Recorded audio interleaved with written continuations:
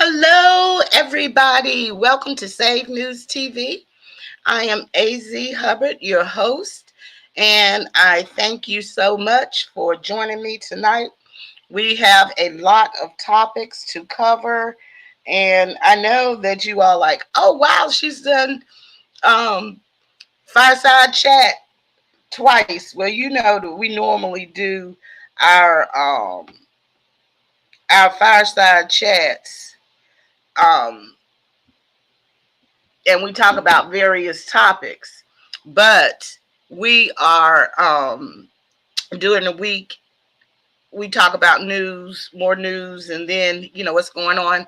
And so I definitely depend on the AI to help with that because sometimes news be moving so fast that it's hard to keep up with that. And I know AI is a beast, but it is what it is. So but anyway, what we're going to cover tonight, we're going to cover a lot of things, and you all know that I normally excuse me, try to only do an hour live. I know that a lot of times many people do hours upon hours, but it is a lot. So what we're going to talk about tonight is there's an uproar that was caused because the Smithsonian Institute recently expelled Catholic students from donning the Smithsonian due to pro-life hats. And also, we're going to talk about the evangelical prayer warriors. They have expressed concern about SatanCon on 2023. And that's going to be held in Boston, but we're going to get into that also. Also, there is a bill out that will give prisoners an opportunity to reduce their prison time if they donate their organs or bone marrow donations. We're going to talk about that because there's some real issues with that, and that's really wild. Also, we're going to talk about Tasha Cobbs, gospel singer Tasha Cobbs, giving an earnest prayer for Beyonce and all of the backlash that is caused. It has, social media drug her, but we'll talk about that too. Also, Kyrie Irving tells the Nets that he wants to be traded ahead of the Thursday's trade deadline. And we are definitely going to talk about that because it's going to be interesting to see what happened with that because there's a lot of things going on that went on with Kyrie. So let's get into it. Let me share my screen, and we're going to start with the Smithsonian kicking out the students from the Catholic school for their pro-life hats. So what happened was that the Smithsonian Institute, these are the hats right here that they donned, and on the rosary, pro-life.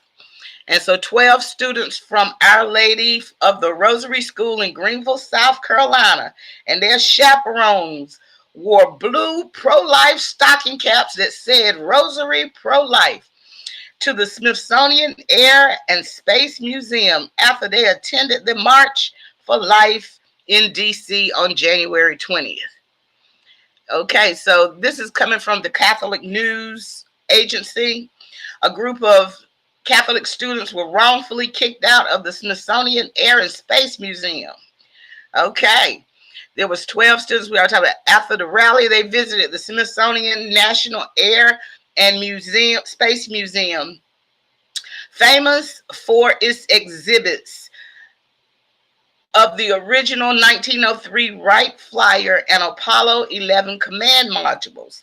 Though other visitors wore various kinds of hats, according to Attorney Jordan Sikalu, the American Center of Law and Justice, the students were treated differently. He said that they were accosted. Okay, these are students. They were accosted several times and told they would be forced to leave unless they removed their pro-life hats. Now, this is the thing, whether you are pro-life or pro-choice, your voice has a right to be heard. And it is totally insane that they are moving people from the Smithsonian Institute because they decided that they wanted to wear a particular hat. If you don't agree with them, then you don't agree with them. I mean, what is that hat doing? You're the Smithsonian Institute.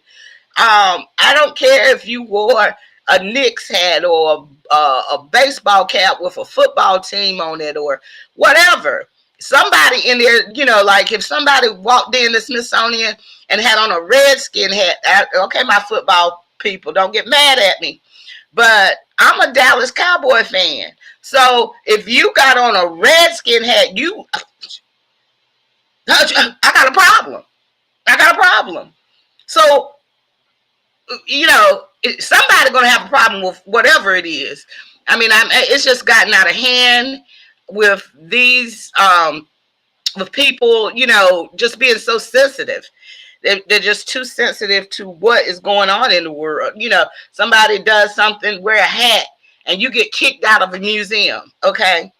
The museum staff mocked the students, called them expletives, and made comments that the museum was a neutral zone where they could not express such statements.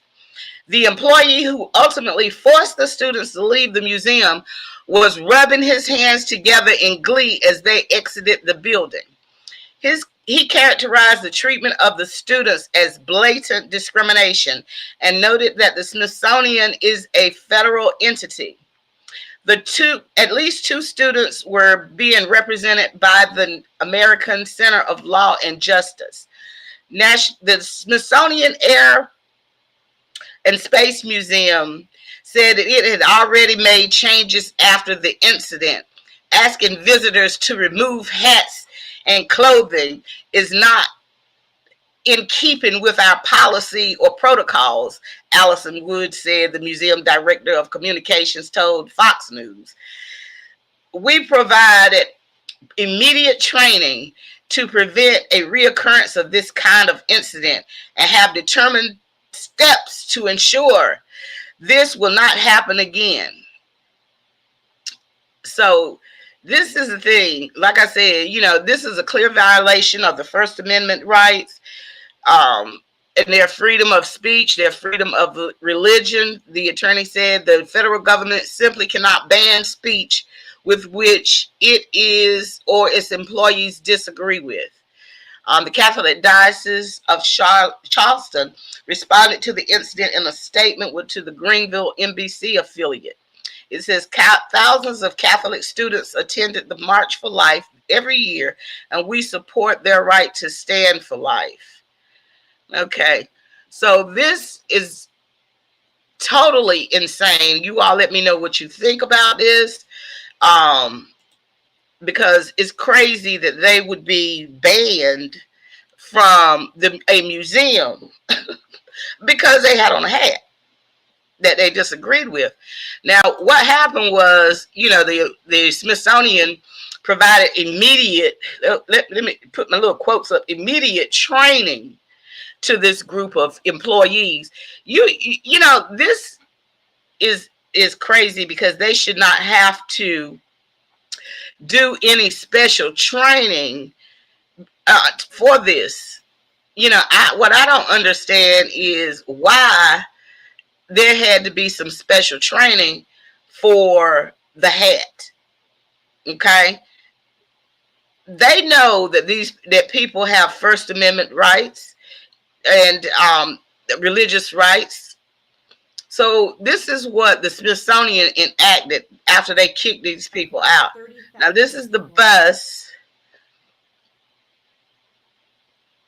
of students. Okay, the Smithsonian Institute required staffers to undergo training after the group of students was told to leave. They removed them with their anti-abortion hats. And so let's see the statement from the Washington Examiner. Now this says, on this Twitter post, it talks about this person posts, My daughter just called from DC. A dozen kids from Greenville just got kicked out of the Air and Space Museum for wearing pro-life hats. They were told to remove their hats or leave. Daughter told man they had to wear to find each other in the crowd, and they were kicked out for refusing to remove. I mean, really. And like I said, we're gonna see. Maybe we can see if we can get Jay Sekulow on from the American Center for Law and Justice to do an interview with him. You know, we interview with Pacific Justice and Liberty Justice. So, you know, those are the organizations that represent Christians freely for free in discrimination cases. And it said, imagine this being your child being accosted, berated, and kicked out of a museum that other children are allowed to attend just because of their beliefs. It is clear an egregious abuse of First Amendment, which protects their right to free speech without government interference. And we have already taken action. And I'm glad that they've taken action, because honestly, somebody need to take action with this, because this is insane. It is totally insane. We're going to make a quick swoop, and then we're going to I'm going to change topics. That's just my little thing there, because I thought it was funny. Are you going to cry? Why? So we're going to change topics now.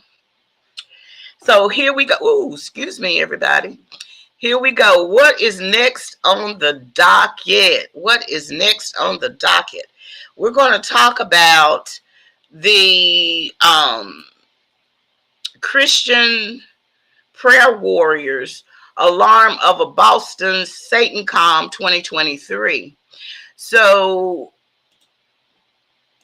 there are a group of Satanists that plan on doing a event. So the prayer warriors came out and said, "Oh, hold up, we're gonna need to talk about this." So here we go. The Christian prayer warriors raise alarm of a Boston SATANCon using the supernatural. Wow. Okay. Former occultist John Ramirez said Satanists are messing with real spiritual forces despite what they claim. And I don't know whether any of you are familiar with John Ramirez. He was a former occultist. He said that he was a warlock. He is definitely on it. If you all don't know who he is, Google him, find some of his videos. He really bring it to the forefront of what, how he turned his life around, how he gave his life to Christ, and some of the things that happened in the spiritual realm. It's deep. Okay. A group of Christians are pushing back against SATANCon 2023, an event scheduled to take place in downtown Boston that is being touted as the Satanic Temple as the largest satanic gathering in history. They say that the temple is using the supernatural to manipulate people, though it bills itself as non-theistic group that doesn't believe in the supernatural. Cabal said, we've been tracking these folks for a couple of years now. So David Cabal is the CEO of Intercessors of America. And he said that his organization of 500,000 prayer warriors take a three-pronged approach of resisting and exposing the satanic temple with news, prayer, and action. And the event is scheduled on April 28th through 30th in Boston. And it marks the 10th anniversary of the Satanic Temple. And I'm going to tell you, this is the statue here, okay? Cabal noted that the Satanic Temple has chosen the locations for their two Satanic Con events as far as retribution against politicians who would not allow them to offer satanic invocations at the city events. It said it will include panels, entertainment, satanic rituals, and a satanic wedding chapel and a satanic marketplace. Was dedicated to Boston, Democratic Boston Mayor Michelle Wu after the temple was not allowed to deliver an invocation at Boston City Hall. Wow, this is going to be interesting. Cabal said that the organization have prayed and fasted against the event in Scottsdale last year and claims that the event frizzled and their members were very small and for all practical purposes. This year they will take the same approach, but are also trying to raise awareness that the Satanic Temple is wading into legal battles about abortion in the wake of Dobbs' decision. They also cited a tenet that one's body is invocable, subject to one's own will alone. That's what they filed a lawsuit on religious freedom grounds in the states that limit abortion, claiming abortion bans violate the rights of an involuntary pregnant woman to engage in satanic abortion rituals. Oh wow. Wonder what that would look like. You wonder what a satanic abortion ritual would look like? And I wonder if the Smithsonian would have kicked them out if they were in there with their hats on. Okay? Even though I don't agree with these people, they have the right to wear their hats whether you agree or not. So we're going to stay on this. Okay, well, let me get this.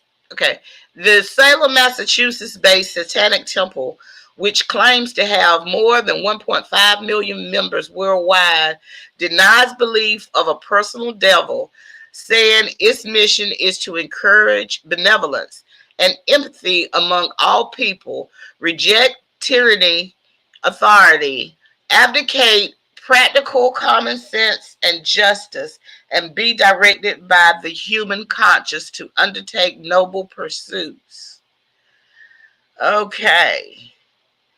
Now, this is John Ramirez. And like I said, he is an evangelist. He said he was a warlock before, but he was a former Satanist. And he definitely can break down about the occult. So I would encourage you. I'm going to put this article in the chat so that you all can find it for yourself, because this is something that you might want to read for yourself and find out, different things and everything. Now, what's the name?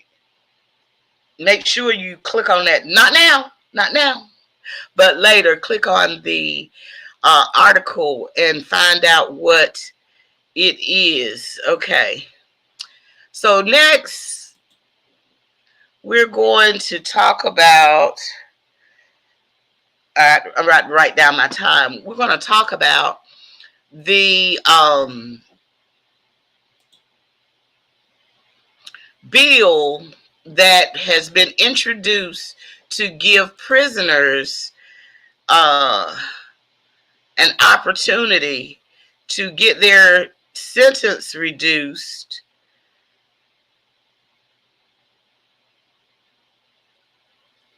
if they donate plasma, their organs. And I'm here to tell you, this right here, I see several problems with this. Number one is that minorities, especially African Americans, Black, however way you want to classify yourself, are more have a higher percentage of incarceration.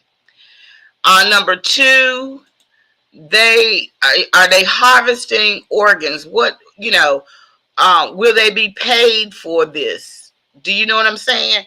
The question is, will they be paid to to for donating? The government or the prison system, will they be paid for the organs that the prisoners donate? And it is definitely something that I think that is a dangerous precedent, and we should definitely look at this very closely. So let's look at this closely. Okay, liberals erupt after Dems propose bills reducing sentences for prisoner inmates to donate organs or bone marrow. Prison inmates in Massachusetts may be able to cut their sentences by up to a year for donating bone marrow and organs thanks to a new bill. Okay, there's a lot of stuff going on in Massachusetts.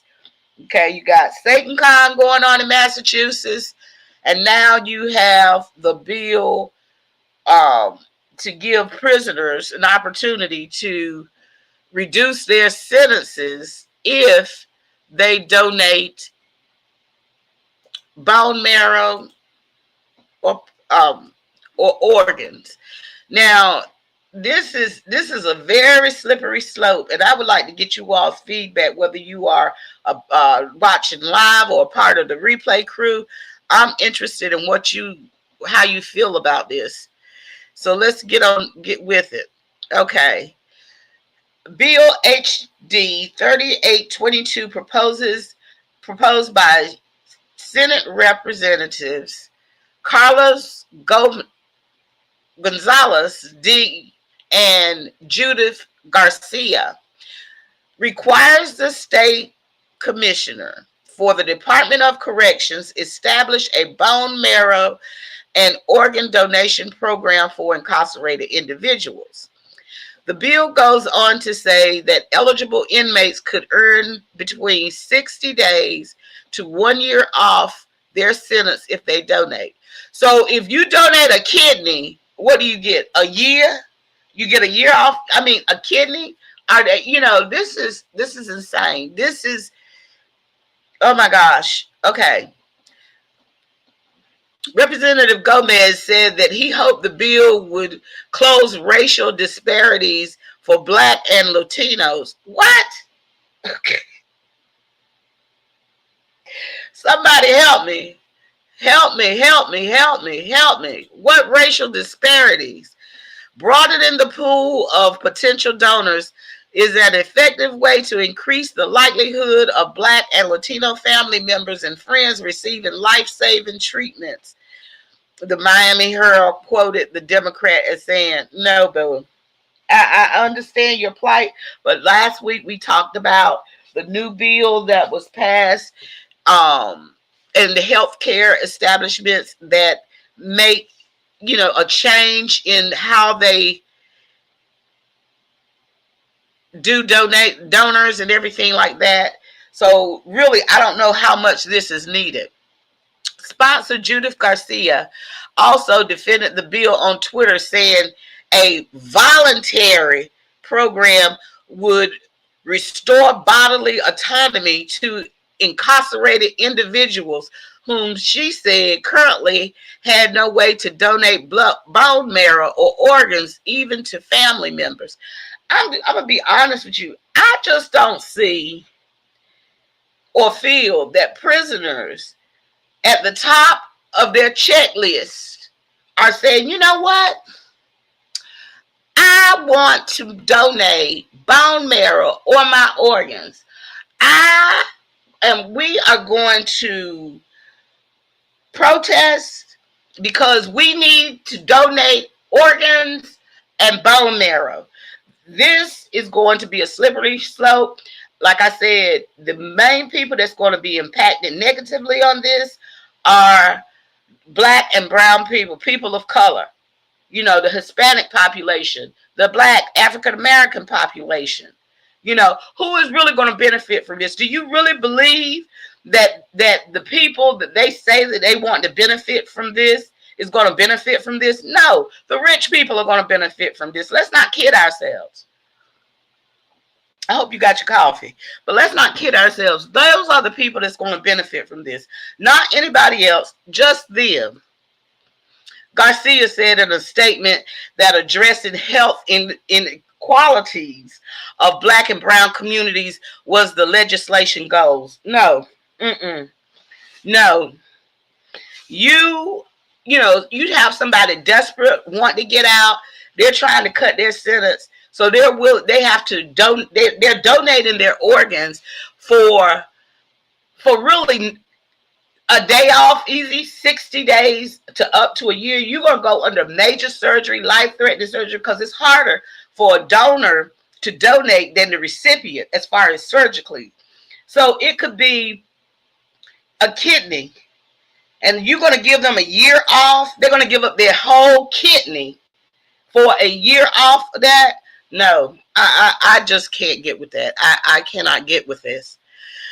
The vicious cycle of unjust incarceration and over-policing policy of Black and brown communities has the negative ramifications across all aspects of life, contributing to health inequalities, socioeconomic disparities, and generational trauma. So how is this going to balance the inequalities out for them to be able to give or sell to donate their organs and bone marrow? This is scary, y'all. I'm telling you.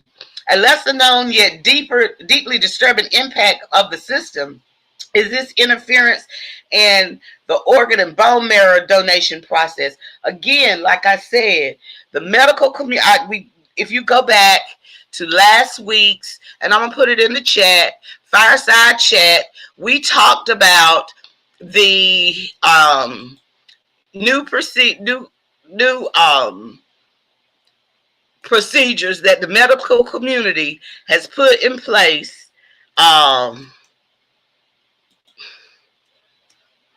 Right. Hi, Luke. How you doing?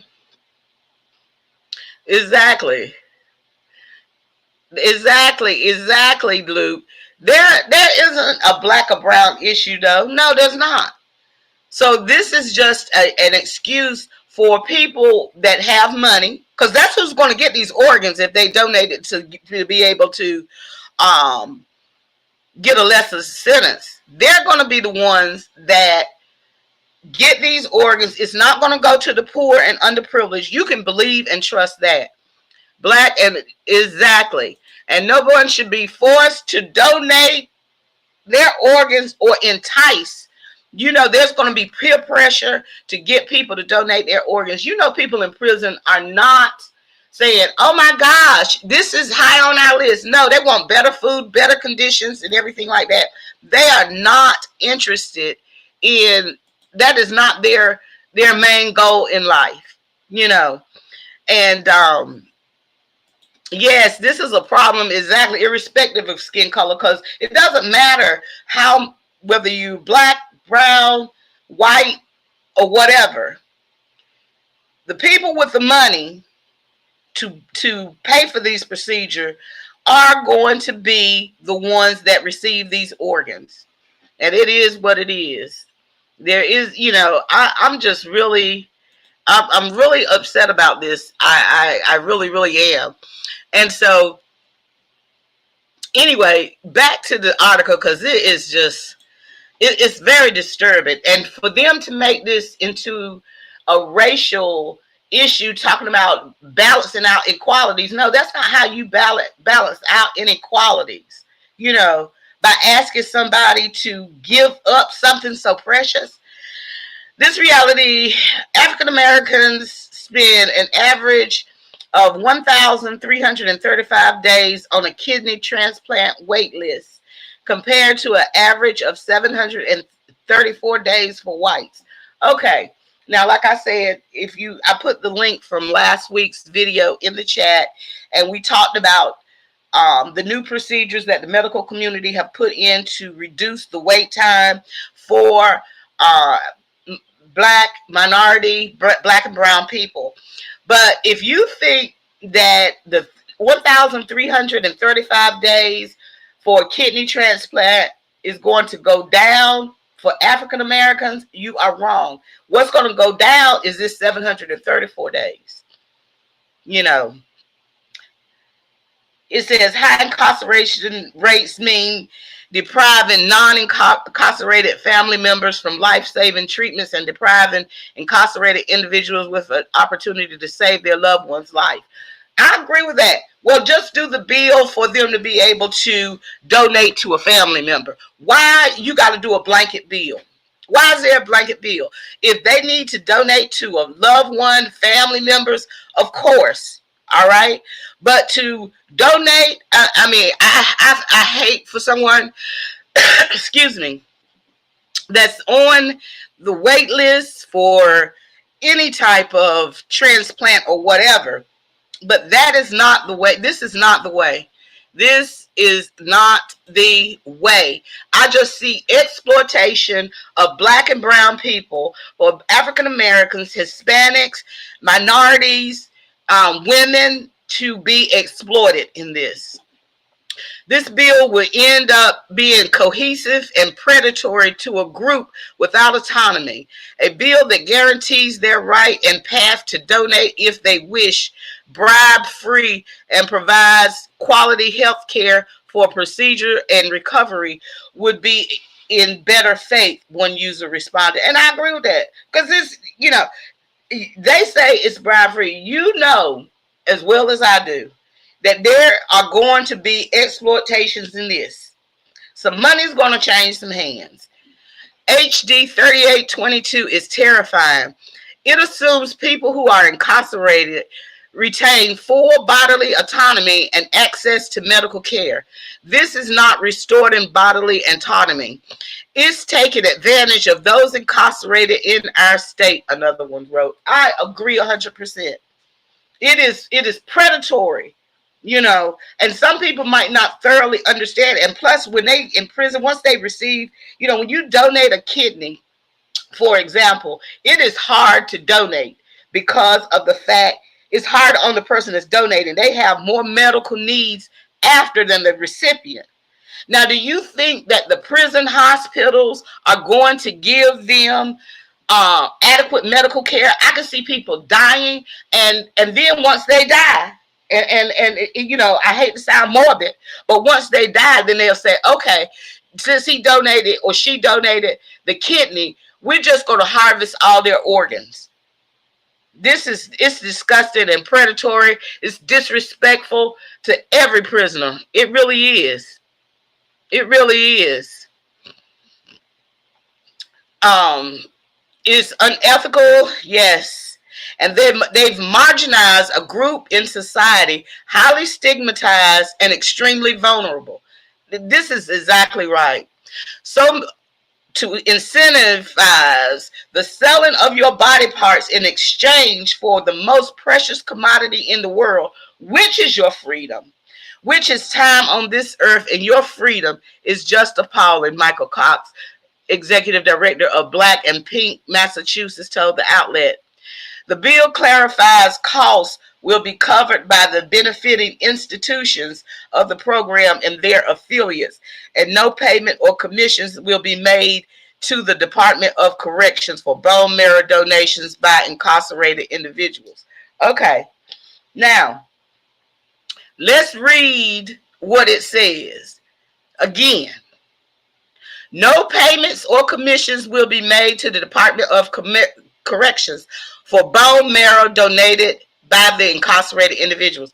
They didn't say they weren't going to get any money for the organs. That's where the big money is, the organs. So the reading from what they're saying is, leaving out information is just as critical. You got to read the things that they say and what they don't say. leaving out the part where the Department of Corrections will receive money for them donating their organs. And you know, organs are expensive. So the only thing they're doing is organ harvesting, you know. And I'm going to tell you, yes, yes, they have to consent to that. But you take a person that's been incarcerated for a long time, and they are, you know,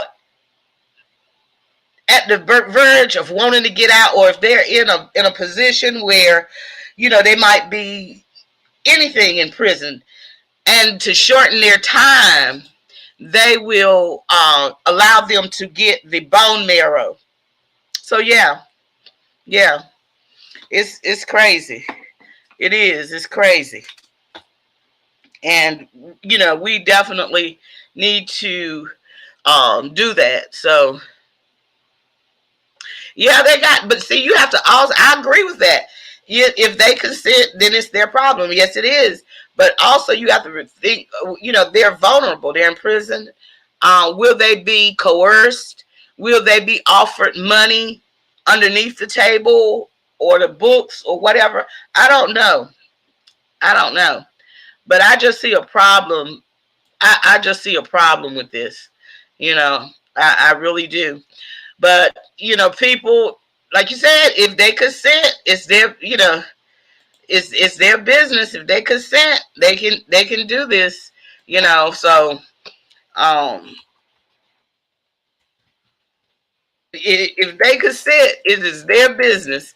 But I just have I have a problem with I have a problem with it.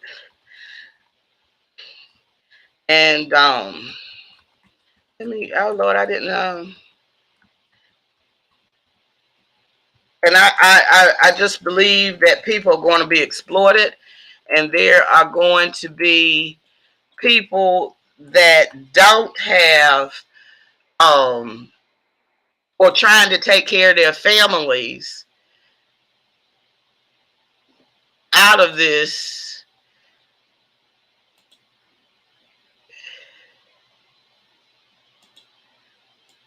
Okay, Instagram is not going to allow me to log in to their, so let's see, here's this Tasha Cobb story with gospel singer Tasha Cobb.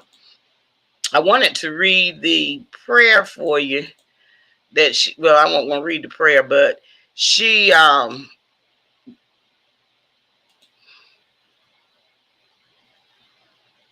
sent up a prayer for Beyonce. Now, a lot of people on yes,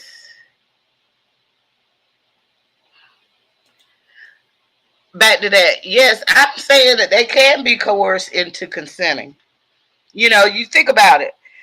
Let's say you have your family, um, and you have many, many years in prison, or you might have a life sentence, and your family, you know, you want to be able to contribute something to your family. I know that there's going to be money, I'm sure, under the table. Yes. Yeah, there's a prayer for Beyonce. Now that we're going to get to that, I had to move on. Okay, so Beyonce, Tasha Cobb is a gospel singer, and she posted a prayer for Beyonce on her Instagram. And Instagram is giving me a problem with me logging in. So, but anyway, so the people have dragged Tasha Cobbs. I mean, yeah, Tasha Cobbs, because she gave that prayer. And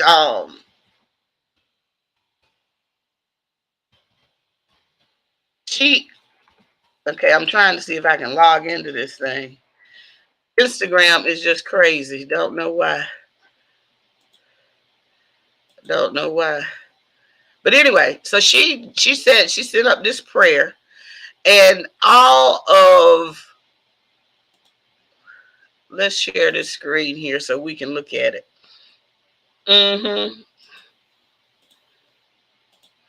She sent up this prayer, and people are dragging Tasha Cobbs. Now, this is Tasha Cobbs here. She's praying for Beyonce. And I, as a Christian, we're supposed to pray for everybody. But I think the issue that most people were having was, Beyonce's last album was not very conducive to Christianity. And we did a video on this. And we also talked about Bishop Wooten out of Raleigh, North Carolina, when he drugged this Beyonce incident. And so I'm trying to find this video that we did before. But anyway, so let's get into this. Christian artist Tasha Cobbs recently shared her prayers for Beyonce as she deals with the huge reaction surrounding her upcoming tour. Beyonce announced the dates of her Renaissance tour, which will take place across Europe and North America. Fans are already complaining about how difficult it would be to get tickets. Leonard prayed, which is Tasha Cobbs, that Leonard is her married name, wrote, this is what she wrote: I pray that she would feel your presence very near to her today. I pray that your presence would fill any void and bring her unspeakable joy. Let her home be a sanctuary for you to meet with her. She continued to pray, writing that she hopes Beyonce find rest and safety with God and that the family would grow strong together. Make every burden light, she went on. Cover and protect her from all evil, all harm and sickness and disease. Cover her heart and mind from any thoughts that deals and ideals that are not good and perfect. And she reminded the Christians that we should pray for her, regardless of how we feel about them personally. Yes, we're supposed to pray for people regardless of how we feel about them personally. We're supposed to pray for everybody. But what the issue seemed to have been is that Tasha, this is it right here. Tasha Cobbs, on her whole Instagram post, she hasn't prayed for anybody else. This is her post right here. And for what she, if you're going to pray for somebody, do it in secret. I mean, why you got to share it with us?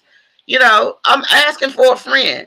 Why must you share it with us that you are praying for Beyonce? We should be praying for everybody, yes. But, if you definitely got a heart for that, that's your heart. Pray for her in secret. Pray for her. I'm going to put this in the chat here. This is the video that we did talking about the Beyonce's album. And when she, in part of her, talking about taking the pages from the Bible to stuff within herself while she's on her menstrual. And Bishop Wooten out of Raleigh spoke against this, and a lot of people got upset behind this, that Bishop Wooten was speaking out, and even Christians coming out, mind your business, she just this, she does that. As children of God, you all got to think. You all got to think. Okay, you can't be supporting and co-signing on everything. Either you are or you're not. Live your life how you want to live it. But please remember that at the end of the day, only God has a heaven and hell. And there's certain things he tells us to do and not do. And one of them is to pray for everybody. And I pray for everybody. But you are not to put your beliefs on everybody else. And if, I understand, you got a heart for her, do it in the privacy of your own home. Because that's between you and God. Why you got to come out here and tell everybody you praying for Beyonce? Because truthfully, nobody cares. And this is what she said. There are very few people who will ever understand the weight that comes with certain levels of greatness. I can't imagine the amount of personal maintenance required in order to successfully manage a platform of such magnitude. While most people are posting about her tour announcement today, I felt a tug to intercede. Join me if you feel that tug. Okay, well, just go on and feel that tug and intercede for her. You don't, it is what it is. Because also, her Beyonce's bodyguard came out with some accusations against Beyonce. Now, I don't know whether they're true or not. But there's been a lot of rumors, a lot of things going around. Let me see if I can find this article right quick because it just came out. So don't ask us to, what did he say? The bodyguard Julius.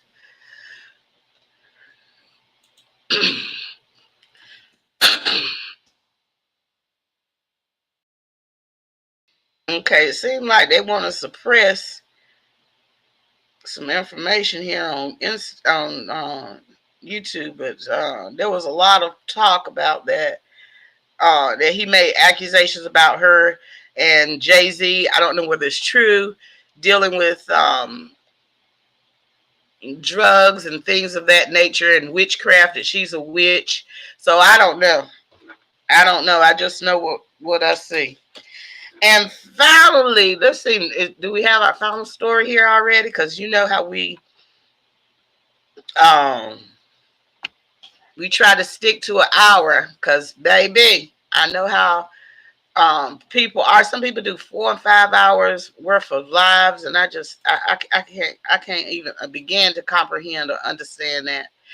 All right, Kyrie Irving, he tells the Nets, look, I want out of this. See, what happened was they did not come to an agreement to extend Kyrie's contract. So before the trading on next Thursday, then Kyrie said, I want so it's only 47 minutes right now. Yeah. I might go over a little hour, but generally I try to keep it at an hour. But Kyrie is saying, I want out. And so he's had a lot of different things go on this past year. But one thing about it, somebody is going to pick him up. Somebody's going to pick him up. And we're going to see exactly who that's going to be. So ESPN reported it first. ESPN reported it first regarding Kyrie and who they think,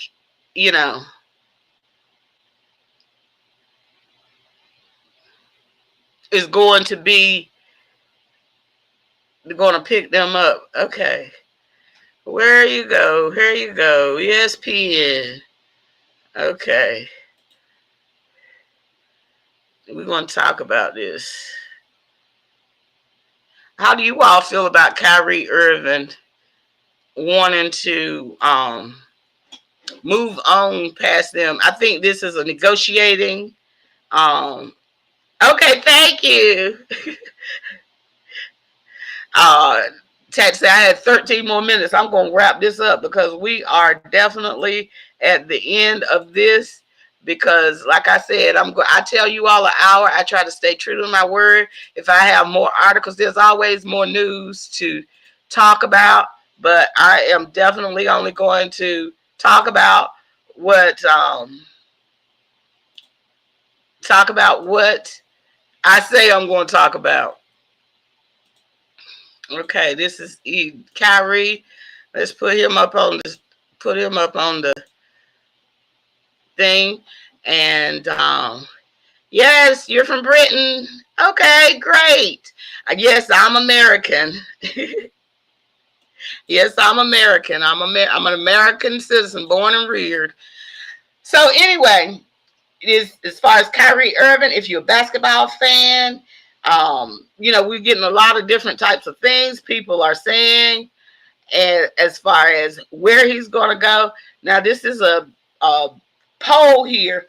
I wonder, I'm going to take this poll so I can see. Hopefully I can see. You think he's going to the Lakers, the Suns, the Heat, or the Bulls? I'm going to say he's going to go to the Lakers. Oh, I'm not logged in. But anyway, that's it for tonight. I am getting close to my time. I thank everybody for tuning in. Make sure that you like, share, and subscribe. And like I said, I'm Southern. So I'm from the southern part of North Carolina. So we got what you call a Southern drawl to our name. And thank you all, everybody, for tuning in, whether you're on Facebook, Twitter, Instagram, wherever you're at on our stations, and our TV network on Roku and Amazon Fire TV. We thank you for tuning in. I really appreciate it. Yes, Luke. And for the replay crew, yes, Luke, I definitely have to go. I have to keep my word. I try to, and also, okay, for those that's in the area, mark your calendars. March the 3rd from 6 to 9 p.m. We are doing a women's empowerment event, and definitely want you all to come to the women's empowerment event. And it's from 6 to 9 p.m. And I'm going to put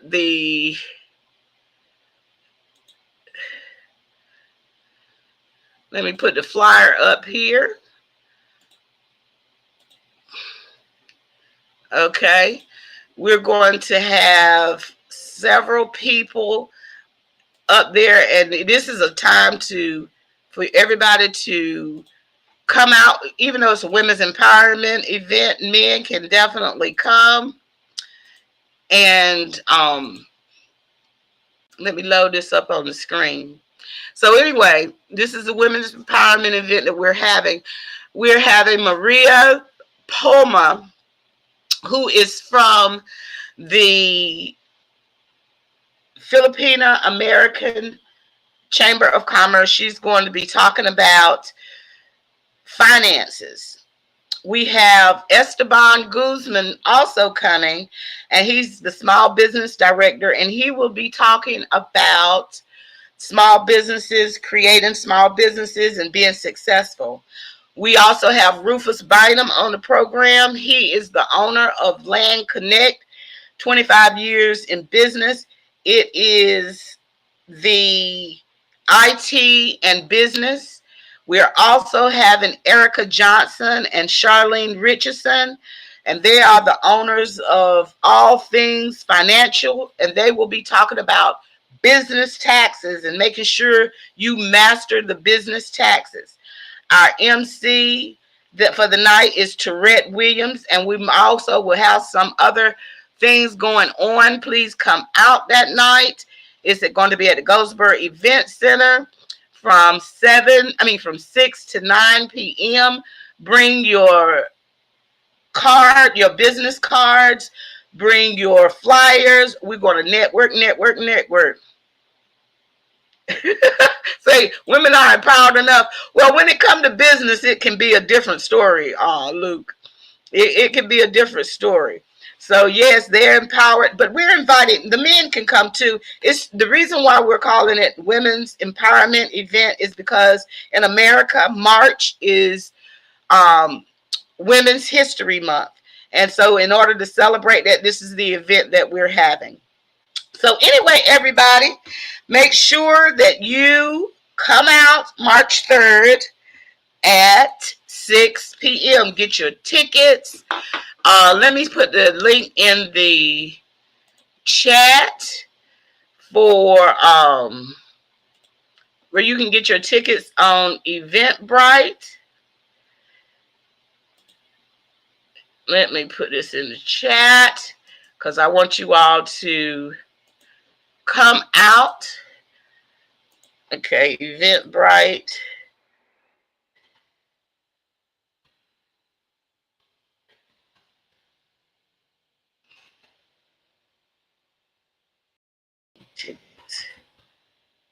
On.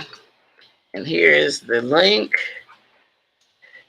I hope to see everybody there. And once again, see, I made it. It's 56 minutes and some change. So we're going to make sure that goes out. Tickets on Eventbrite. Click the link. Come get your tickets. No. We're not asking you to march. The month of March. That's what I'm saying. We're not marching. We're going to have different speakers. We're going to have networking where you can exchange your business cards. This is not a march. This is nothing like that. This is just like a gathering. So, but when I said March, I'm talking about the month of March, not a actual march where people are going out and marching. Okay, because we don't have anything to march for. Okay. All right, everybody. I'm at 57 minutes. I'm going to get in under time. You all have a very blessed evening. Thank you so much for tuning in to Save News TV. God bless you. Remember to like, share, and subscribe. Good night.